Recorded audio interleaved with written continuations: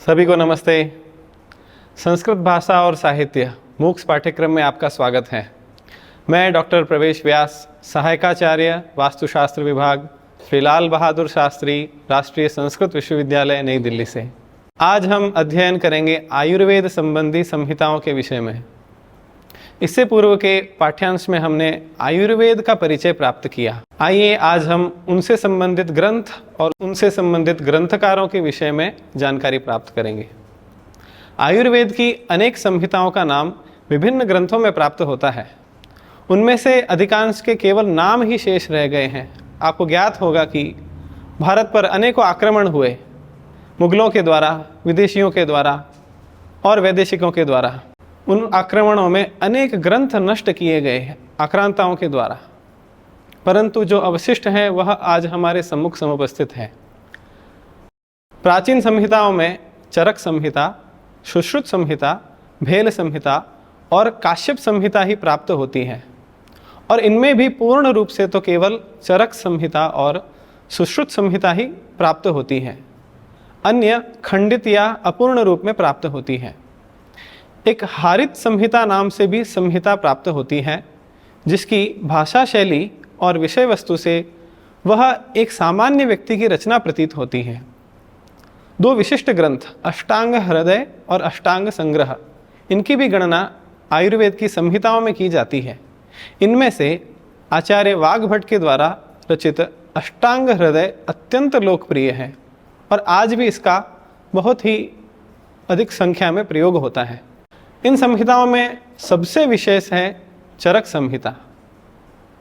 चरक संहिता आयुर्वेद संबंधी उपलब्ध प्राचीन संहिताओं में सर्वाधिक प्राचीन और सबसे अधिक प्रसिद्ध मानी जाती है। इसके रचयिता चरक जो थे वे कनिष्क के वैद्य माने जाते थे।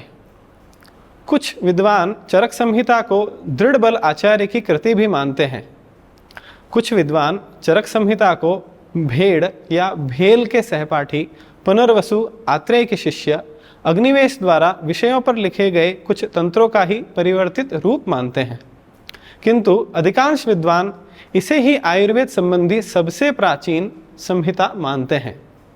श्री प्रफुल्ल चंद्र राय ने चरक को स्पष्टतया बौद्ध युग से पूर्ववर्ती कहा है और रामजी उपाध्याय ने इसका समय ईसा पूर्व माना है, तथा डॉक्टर S.N. दास गुप्ता ने चरक संहिता की रचना का काल दूसरी शताब्दी माना है।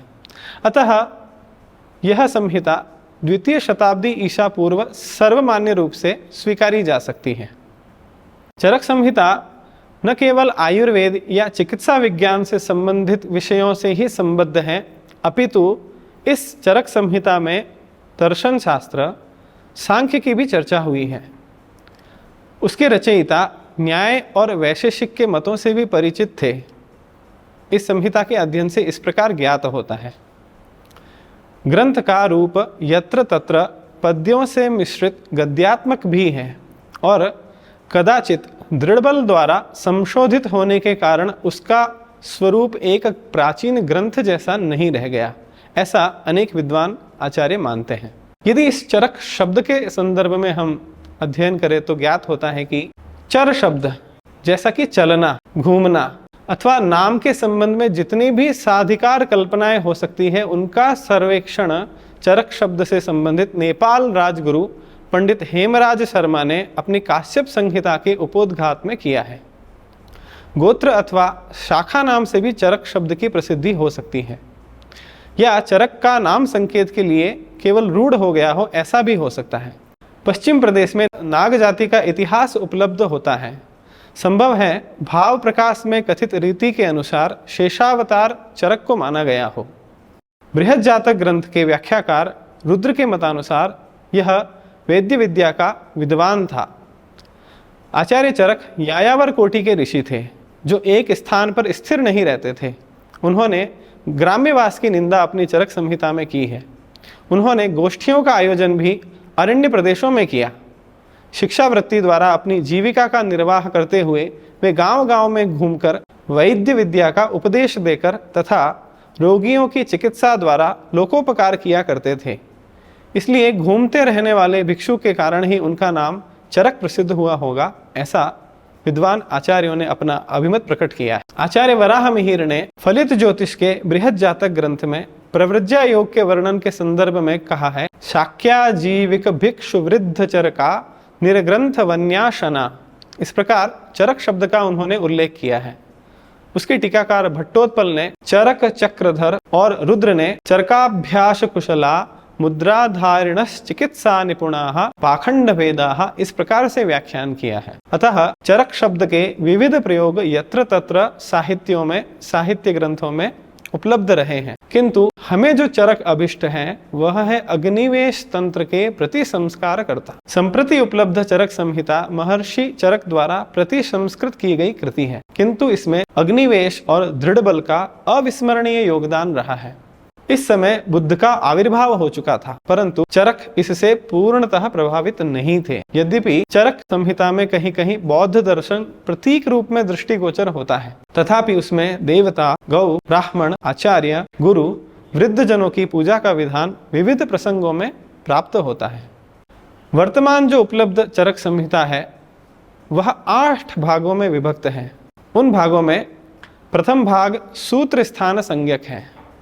सूत्र स्थान में औषधादि, रोग प्रतिकार, भोजन और वैद्य के कर्तव्यों का निरूपण किया गया है। चरक संहिता के दूसरे भाग का नाम है निदान स्थान। इसका संबंध मुख्य रूप से रोगों से है। चरक संहिता का तीसरा भाग है विमान स्थान। विमान स्थान का संबंध सामान्य रोग विज्ञान और आयुर्वेदिक अध्ययन से है। इसमें नवोपनीत छात्र के आचरण संबंधी नियम दिए गए हैं। उसमें बताया गया है कि यदि कोई छात्र आयुर्वेद संबंधित अध्ययन करता है तो उसे अपनी संपूर्ण शक्ति अपने अध्ययन में ही लगानी चाहिए। जीवन के लिए भय उपस्थित होने पर भी रोगी को हानि नहीं पहुंचानी चाहिए। रोगी को स्त्री के प्रति या उसकी वस्तुओं के प्रति बुरे विचार नहीं रखने चाहिए। अपने आचार व्यवहार में गंभीरता और संयम होना चाहिए। प्रत्येक वैद्य को अपने रोगी को अच्छा करने के लिए अपने मन से, वाणी से, कर्म से पूर्ण रूप से तत्पर रहना चाहिए, तैयार रहना चाहिए। रोगी के घर की प्रवृत्तियों को बाहर कभी प्रकाशित नहीं करना चाहिए। चरक संहिता का चौथा भाग है शरीर स्थान। शरीर स्थान भाग में शरीर रचना विज्ञान और भ्रूण विज्ञान का निरूपण किया गया है। चरक संहिता का पंचम भाग है इंद्रिय स्थान। इंद्रिय स्थान में निदान और पूर्व कथन अथवा साध्य असाध्य विचार का निरूपण किया गया है। चरक संहिता का षष्ठ भाग है चिकित्सा स्थान। इस भाग में विशिष्ट चिकित्साओं का प्रतिपादन किया गया है। सप्तम भाग है कल्प स्थान और अष्टम भाग है सिद्धि स्थान। इन दोनों भागों में सामान्य चिकित्सा का निरूपण किया गया है। इस प्रकार से चरक संहिता के 8 भागों में आयुर्वेद के विविध विषयों का विवेचन किया गया है। चरक संहिता का महत्व। आज आयुर्वेद की जितनी भी पूर्ण या अपूर्ण संहिताएं उपलब्ध हैं, उनमें सबसे अधिक काय चिकित्सा के क्षेत्र में चरक संहिता का ही महत्वपूर्ण स्थान है। यद्यपि आचार्य वाग्भट ने अपनी कृति को युगानुरूप संदर्भ कहा है। वाग्भट ने कहा कि उनका जो रचित अष्टांग हृदय है वह अत्यंत ही प्रायोगिक और काल के अनुसार रोगों के शमन के लिए उपयोगी है, परंतु यह उनकी अपनी स्वयं की उक्ति है। और वाग्भट ने यह भी कहा है कि जो कुछ भी मैंने अपने अष्टांग हृदय में लिखा है उन सभी का मैंने अनेक बार प्रयोग किया है और उसमें सफलता को देखने के बाद ही उसे लिखा गया है। आयुर्वेदीय सुप्रसिद्ध ग्रंथों के उत्तम अंशों का संकेत करते हुए किसी आलोचक ने लिखा है कि निदाने माधवः श्रेष्ठः, सूत्रस्थाने तु वाग्भटः, शरीरे शुश्रुतः श्रेष्ठः, चरकस्तु चिकित्सके। अर्थात चरक चिकित्सा के लिए सर्वाधिक प्रसिद्ध है। चरक संहिता के अनेक टीका ग्रंथ लिखे गए हैं, किसी भी ग्रंथ को अच्छे प्रकार से समझाने के लिए उसकी व्याख्या की जाती है, उसका विस्तार किया जाता है और उसे टीका कहा जाता है। क्योंकि चरक संहिता एक अत्यंत ही प्रसिद्ध और उपयोगी ग्रंथ था, इस कारण से अनेकों आचार्यों ने समय समय पर अनेकों टीकाएं की है। आयुर्वेदीय ग्रंथ मणिमाला में चरक संहिता का स्थान सुमेरु की भांति सर्वोच्च स्थान पर है। अतः सभी देशों के विद्वानों ने अपनी अपनी ज्ञान ज्योति के आधार पर, अपने अपने ज्ञान के आधार पर इसकी निराजना की है, इस पर टीकाएं की है। किंतु कालक्रम में परिवर्तनों के साथ अनेक टीकाकार अपनी टीकाओं के साथ आज तिरोहित हो गए हैं। अनेक टीकाएं उनकी आज उपलब्ध नहीं होती हैं, परंतु उनके नाम उपलब्ध होते हैं। परवर्ती ग्रंथों में उनके संदर्भ में अन्य आचार्यों ने विवेचन किया, इससे उसका ज्ञान हो जाता है कि इससे पूर्व भी अन्य टीकाकार हुए। कुछ प्रमुख चरक संहिता की टीकाएं इस प्रकार है। भट्टार हरिचंद्र कृत चरकन्यास टीका, आषाढ़ वर्मा रचित परिहार वार्तिक, स्वामी कुमार कृत चरक पंजिका, हिमदत्त कृत चरक संहिता की टीका, जैजट या जय्यट कृत निरंतर पद व्याख्या, सुधीर या सुधीश्वर द्वारा कृत चरक संहिता टीका, ब्रह्मदेव द्वारा कृत टीका, ईश्वर सेन कृत टीका, चक्रपाणी दत्त के द्वारा कृत टीका जिसका नाम है आयुर्वेद दीपिका, श्री कृष्ण वैद्य के द्वारा रचित चरक भाष्य भास दत्त तथा भीम दंत कृत चरक संहिता टीका, जिनदास गणिमहत्तर के द्वारा रचित टीका, सुदांत सेन, कार्तिक कुंड, गदाधर वाप्यचंद्र, बकुलेश्वर सेन, ईशान देव, गुणाकर शिवदास सेन, अविनाश चंद्र, योगींद्र नाथ सेन कृत चरकोपस्कार, ज्योतिषचंद्र सरस्वती के द्वारा रचित चरक प्रदीपिका, पंडित लाल चंद्र जी वैद्य द्वारा रचित सर्वांग सुंदरी, ब्रह्मानंद त्रिपाठी द्वारा रचित चरक चंद्रिका इत्यादि टीकाएं प्रमुख हैं। और जो नाम अभी लिए आचार्यों के, उन सभी आचार्यों ने भी चरक संहिता पर अपनी अपनी टीकाएं लिखी हैं, टीका ग्रंथ लिखे हैं। उन्होंने चरक संहिता को विस्तार से समझाने का प्रयास किया है। इसके उपरांत जो सबसे प्रसिद्ध संहिता उपलब्ध होती है आयुर्वेद से संबंधित, वह है सुश्रुत संहिता। सुश्रुत आचार्य धन्वंतरी के शिष्य और चरक के परवर्ती थे, किंतु उन्हें चरक के समान ही प्रसिद्धि प्राप्त हुई। कहा जाता है कि सुश्रुत संहिता को पहले नागार्जुन और बाद में वाघभट्ट ने संशोधित किया तथा उसे परिवर्धित भी किया। महाभारत में सुश्रुत को विश्वामित्र मुनि का पुत्र कहा गया है, अतः उनका समय निर्धारण असंभव है। अतः अभी तक सुश्रुत का सही समय ज्ञात नहीं हो पाया है। अनेकों विद्वान अनेक प्रकार से प्रयास करते हैं उनके काल ज्ञान के निर्धारण का। सुश्रुत संहिता 6 भागों में विभक्त है और इसका प्रारंभ भी चरक संहिता की भांति सूत्र स्थान से होता है, जिसमें सामान्य विषयों का निरूपण किया गया है। दूसरा भाग है निदान स्थान, जिसमें रोग विज्ञान का विवेचन किया गया है। सुश्रुत संहिता का तीसरा भाग है शरीर स्थान, जिसमें शरीर विज्ञान, भ्रूण विज्ञान और गर्भ विज्ञान का निरूपण किया गया है। सुश्रुत संहिता का चौथा अध्याय है चिकित्सा स्थान। इसमें मुख्य रूप से रोगों की चिकित्सा का वर्णन किया गया है। सुश्रुत संहिता का पंचम अध्याय है कल्पस्थान। कल्पस्थान में विश्व विद्या का विवेचन विशेष रूप से किया गया है। सुश्रुत संहिता का छठा भाग है उत्तर स्थान, जिसमें कि अन्य समस्त विषयों का समावेश कर दिया है जिनकी ग्रंथ में पूर्ति नहीं हो पाई है।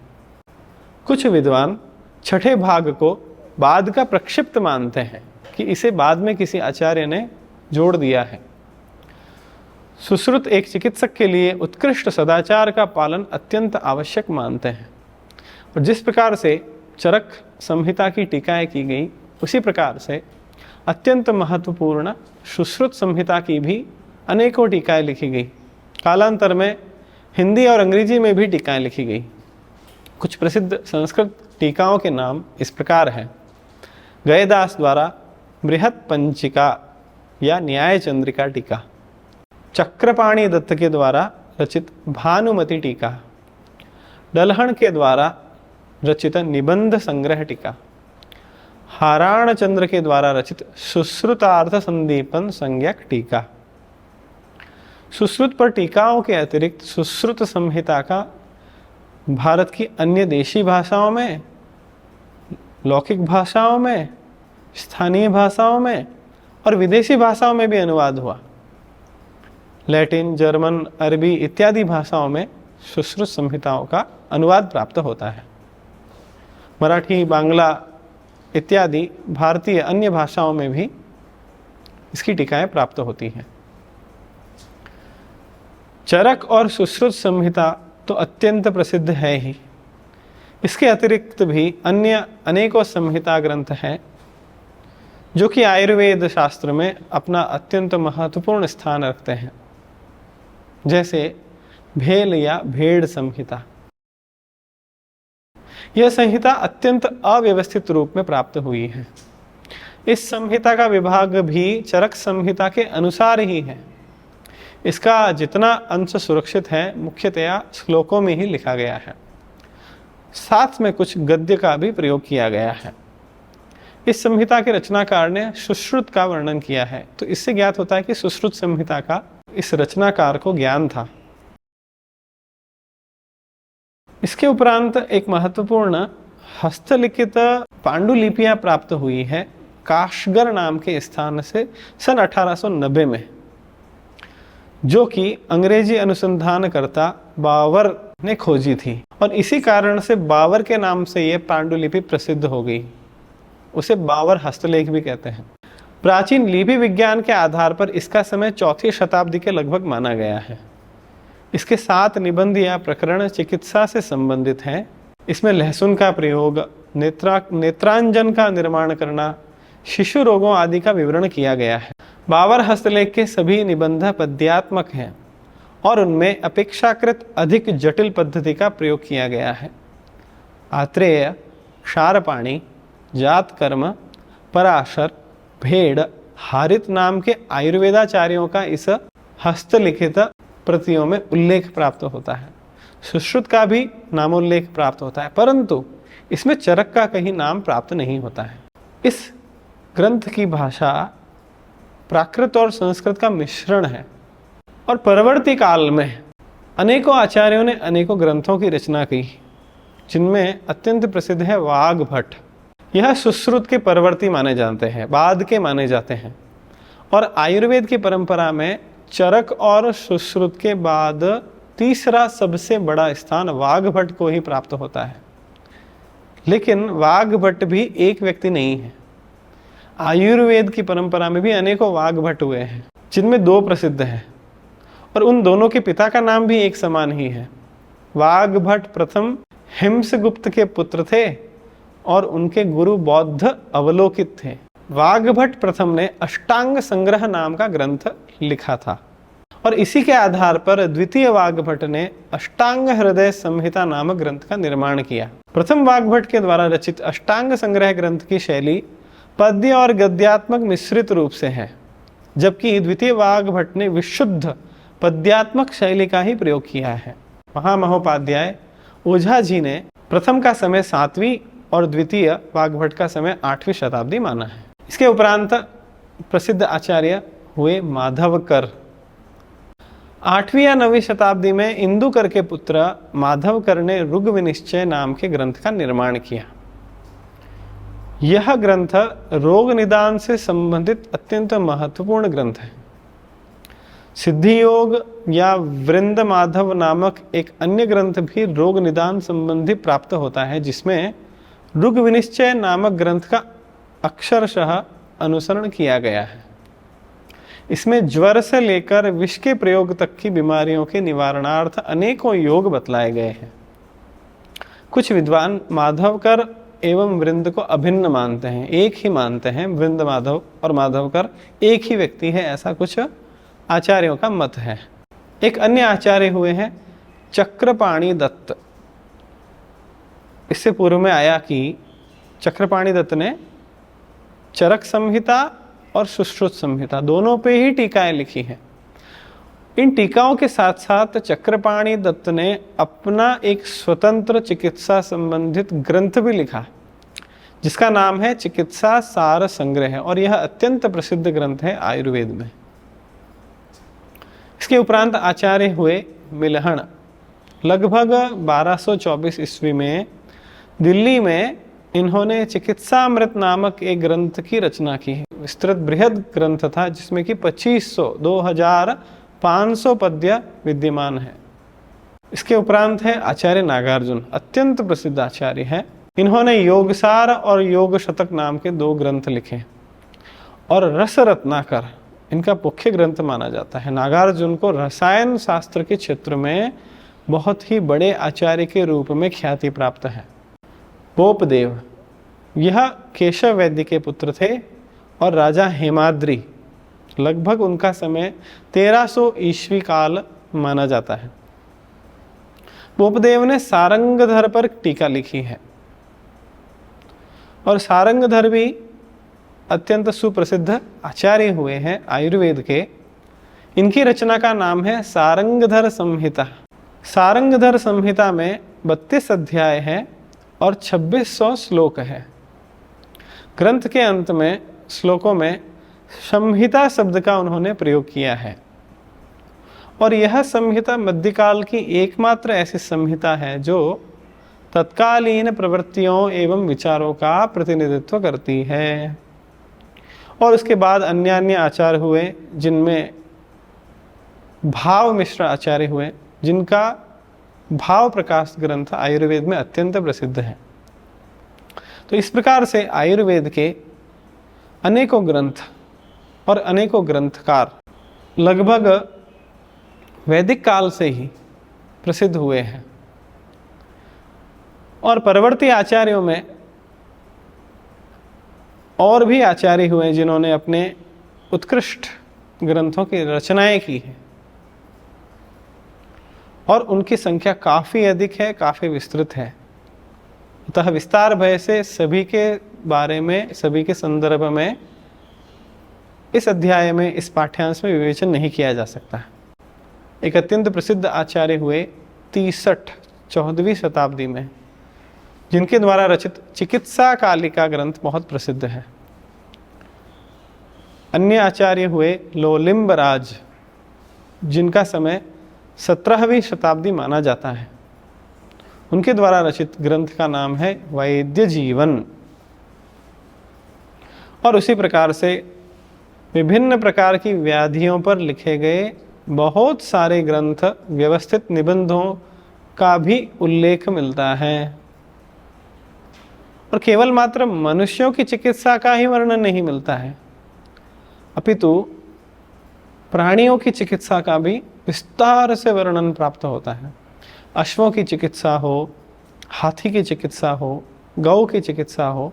कहा जाता है कि नकुल और सहदेव, जिनमें नकुल अश्व चिकित्सा में बहुत कुशल थे और सहदेव गौ की चिकित्सा में बहुत कुशल थे। तो हस्ती आयुर्वेद, अश्व आयुर्वेद, प्राणियों संबंधित आयुर्वेद के ग्रंथ भी प्राप्त होते हैं।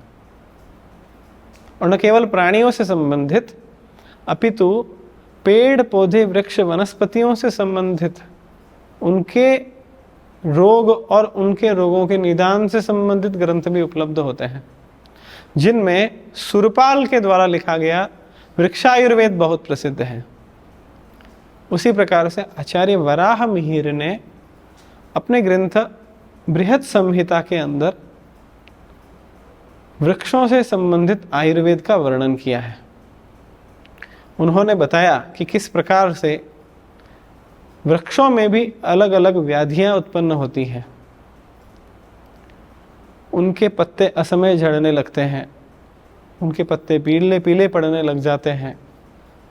और जिस प्रकार से मनुष्य में वात पित्त कफ की व्याधियां उत्पन्न होती है, उसी प्रकार से वृक्षों में भी उस प्रकार की व्याधियां उत्पन्न होती हैं। और सहस्रों वर्षों से मनुष्यों के साथ में प्राणियों की भी चिकित्सा होती थी, वनस्पतियों की, वृक्षों की भी चिकित्सा होती थी। इसके प्रमाण प्राप्त होते हैं। तो आयुर्वेद शास्त्र का आपने इस अध्याय में मुख्य जो संहिताएं हैं, मुख्य जो ग्रंथ है, उनका परिचय प्राप्त किया। और अनेक जो ग्रंथकार हुए हैं, जिन्होंने अनेकों टीकाएं लिखी हैं, उनका भी संक्षेप में परिचय प्राप्त किया। अब आगामी अध्यायों में हम चरक संहिता के अंदर वर्णित कुछ विषयों का अत्यंत संक्षेप में अध्ययन करेंगे। तो स्वागत है आपका अग्रिम पाठ्यांश में। निश्चित रूप से इस पाठ्यांश के अध्ययन से आपका आयुर्वेद संबंधित ज्ञान का वर्धन हुआ होगा। इसी आशा के साथ सभी को धन्यवाद। नमस्कार।